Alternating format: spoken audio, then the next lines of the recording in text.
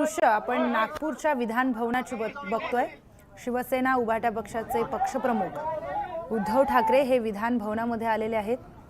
त्यांच्या सोबत सचिन अहिर देखील आहेत।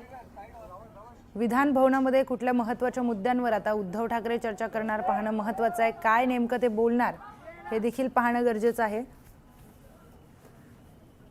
नागपूरच्या विधान भवनाची ही थेट दृश्य आपण बघतोय।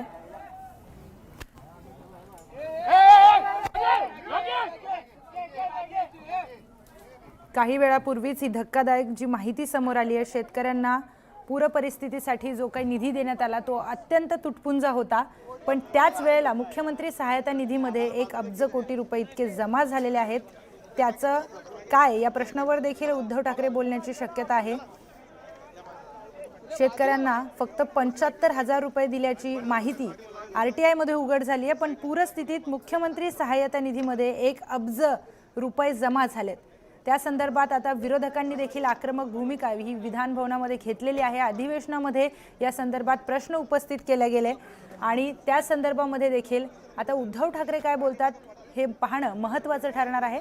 कारण उद्धव ठाकरेंनी देखील पूरग्रस्त परिस्थितीचा आढावा घेण्यासाठी मराठवाड्याचा दौरा केलेला होता। मराठवाड्याच्या अनेक जिल्ह्यांमध्ये शेतकऱ्यांच्या बांधावर उद्धव ठाकरे हे स्वतः गेलेले होते। त्यांनी शेतकऱ्यांशी देखील चर्चा केलेली होती। किती निधी शेतकऱ्यांना आतापर्यंत मिळालाय की नाही मिळालाय या सगळ्या गोष्टींचा पाठपुरावा त्यांनी केलेला होता। आणि त्या दौऱ्यानंतर आता ही मोठी बातमी जेव्हा समोर येते तर या बातमीवर नेमका आता विरोधक कशी भूमिका घेत आहेत हे पाहणं अतिशय महत्त्वाचं ठरणार आहे। या संबंधी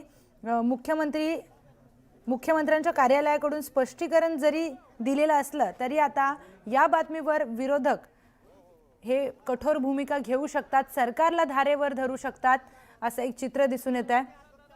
उद्धव ठाकरे हे पंकजा मुंडेंना देखील भेटले, त्याची देखील ही थेट दृश्य आपण बघतोय।